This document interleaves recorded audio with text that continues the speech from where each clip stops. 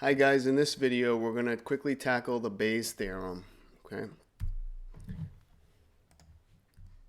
So recall some important results that we've had so far from probability. First off, the general additive rule for two events. We're going to keep this to two events here. The probability of union is the sum of the marginals minus the intersection. Okay, that's important. General multiplicative rule between two events.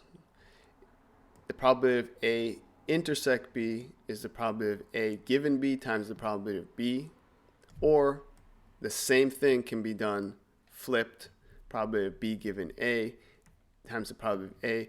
This is just a reworking of the conditional probability formula. Let's take a quick look at that from a previous lesson. If I multiply both sides by the probability of B,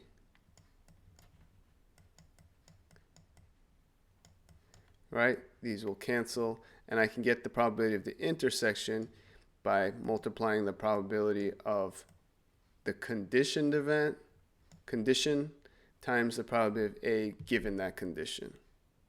Okay? I could have also done this the other way. B given, let's do it this way. Let me just write it. This also equals this guy. All right, and that's what we're saying here. So how did I arrive at these results, or how do they arrive at these results? Simple reworking of the conditional probability relationship. Okay, now let's move forward to the law of total probability. Still not quite Bayes' theorem, but this is very important.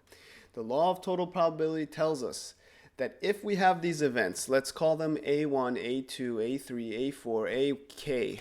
K can be whatever. Let's keep it finite for simplicity. Okay?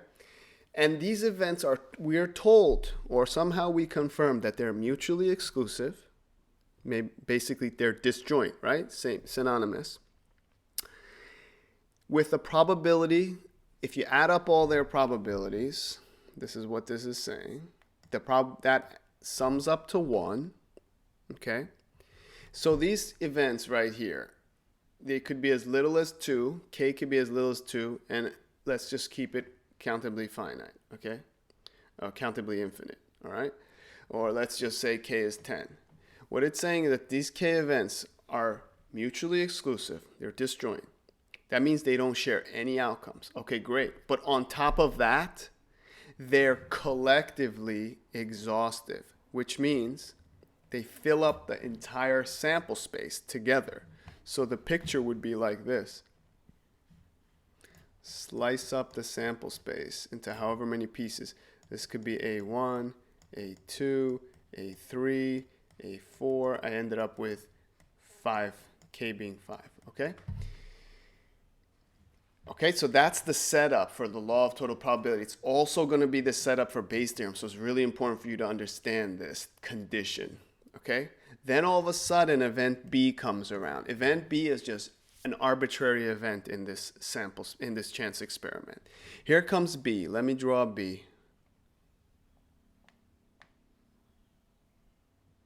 Okay? There's B. You see B's the circle. Okay? Obviously, B is going to overlap with some of those A's, right? By the way, but just another couple points on the A's here. It don't get attached to the letter A and B here. Okay, I'm just using A's to denote the mutually exclusive, collectively exhaustive. By the way, if events are both mutually exclusive and collectively exhaustive, we call them mutually exhaustive. That's just like a shorter, cooler way to say it. What the A's do is we also say they form a partition of the sample space, okay, as you can see in this visual, okay, of the sample space being this rectangle. Notice the A's fill up the entire sample space. There's nothing left that isn't covered by one of the A's, and they don't overlap with each other at all. So they're mutually exclusive, collectively exhaustive. That's the visual way to describe this, okay? So yeah, I wanted to say that before I moved on to B. Then comes along this event B. which is quite arbitrary. It overlaps with some, maybe all, it doesn't matter, of those A's. Clearly what you see, at least in the picture that I drew, is that it overlaps a little with A1. There it is. Okay.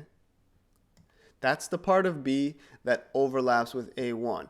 Don't we have a word for that, better than overlap? That right there is the intersection between A1 and B. We can write that like this, right? Then there's a little part that might overlap with another event. Here's A5. Okay, great. Isn't that the intersection between B and A5? And isn't this the intersection between B and A3? And isn't this the intersection between B and A2? Right? And can I add up all four of these parts if I want to get B?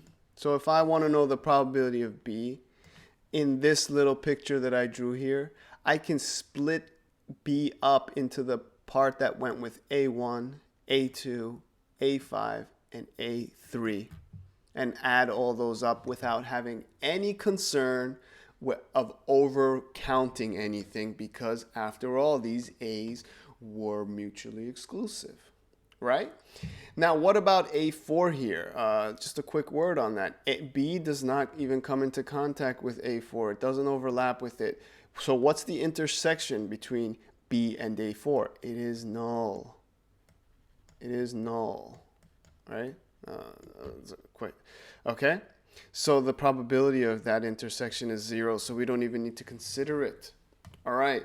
That's not quite the end of law of total probability, or LTP. We take it a step further. Now, if we know that the B can be arrived at by summing up the parts that went with all the A's and summing them up, and we don't, what if we don't know, for example, we don't know the intersection of A1 and B. We don't know the intersection of, I should put a probability there. We don't know the intersection of A2 and B, right? And so on and so forth, right? Can I do something else? Can I rewrite these guys? Yes, I can. I can rewrite them like this. How? Using the general multiplicative rule that we just learned. Okay? Remember, there's two ways you can go with this. So using that, I go from the probability of A and A1 and B to the probability of B given A1 times the probability of A1. And then I do the same for A2 and B, A3 and B, all the way on up to A, K, and B. And I sum those up. Notice I'm summing all these up. Then I will get the probability of A. That is the law of total probability. Okay? I may have another visual here that does everything that I said. So take a second here. This is a little cleaner than what I did on the previous slide by hand. Take a second here, basically doing the same thing that I just did. It just looks slightly different, in fact, cleaner. Okay? And let's work on this problem. So I'm going to read through it, pause. You could pause, actually, and then you could work through this problem. So our researchers record the direction a goalkeeper moved and whether or not the penalty kick was saved. So this is a soccer scenario. Okay? So you either save the penalty kick or you don't save the penalty kick. The goalkeeper has three choices, it should. Let's make that clear. They can either jump left, jump right, or stay in the center. Okay, that should be enough information for you to tackle this problem, which all boils down to a very simple question: what proportion of penalty kicks did the goalkeeper save? Now you need to know all these things. You need to attach each of these numbers to an event with a probability. Okay? Use events, give them lettered capital names. Think whether some of these are conditional probabilities, whether they're intersections possibly, or whether they're marginal probabilities. You have to think all that through. Okay? Here are the answers. So first thing I did is I attached all those values to event names and I gave them probabilities. So I used B for if the penalty was blocked, okay? L for if the goalkeeper jumped to the left, C if they stayed center, and R for if they jumped to the right. You could use any letters you like. I just thought these were natural, okay? Think about this. These three events, L, C, and R, are disjoint, right? The goalkeeper can't stay center and go to the right. Can't go to the left and go to the right. These three are mutually exclusive. And on top of that, one other really interesting point here is you have to figure this out, that not only are they disjoint, but they are collectively exhaustive. The goalkeeper has to do one of these three. There's no fourth or fifth choice. Even doing nothing, staying center, is doing something. Okay? So these three form a partition of the sample space. They're collectively exhaustive, mutually exclusive. They fit that scenario that we were talking about with the law of total probability. Once you know that, you apply everything you know. You can take a look at the answers and you arrive at the result. Okay? So you could pause that and work that through before you look at these answers, hopefully, and check your work with this. All right? Moving along. Now, finally, Bayes' theorem. The good thing here is that the setup is exactly identical to the law of total probability. Okay, we have these events, we have K of these events that are mutually exclusive, collectively exhaustive. Great. Okay, so that doesn't change. This is the picture again. This is the picture. Okay, generically speaking. Okay, now all of a sudden we want to find the probability of one of these partitions. Before, what we did in law of total probability is we found the probability of an arbitrary event B. Now we have that same scenario where we have this arbitrary event B, but we want to find the probability of one of the partitions. So we've kind of flipped it a little bit, right? So this is what we want to answer. So fill in the blank for I, 1, 2, 3, up to K. If you want, we could do 1. It's easy for me to overwrite this. So everywhere you see an I, put a 1. Okay? So this is telling me that the probability of A1, remember that's one of the partitions, given B equals the probability of B given A1 times the probability of A1. So this, look how this flipped. A1 given B became B given A1 times the probability of A1, right? This, in the numerator, we're using the multiplicative rule that we talked about at the beginning of this video. And in the denominator, we're using the law of total probability, okay? The summation of J from 1 to K. In other words, for each of those partitions, you're going to do the probability of B given that partition times the probability of that partition and sum all those up. So in the denominator, we have the law of total probability, and in the numerator, we have the multiplicative rule. Okay? Together, put together, they constitute Bayes' theorem. And their Bayes' theorem is great when you need to answer this type of question. Okay? It's almost like you're flipping it. All right, let's do an example. Well, first a more specific case. So here I have 3 of those mutually exclusive, collectively exhaustive events. And of course I have an event B. So, and then I want to find the probability of A1 given B. That's the probability of B given A1 times the probability of A1 over the sum of these 3. Okay? Take a look at that. More specific. Previous slide was more general. Okay? And now let's do an example. So we're talking about internet addiction here. We're told a few things that are really going to be useful.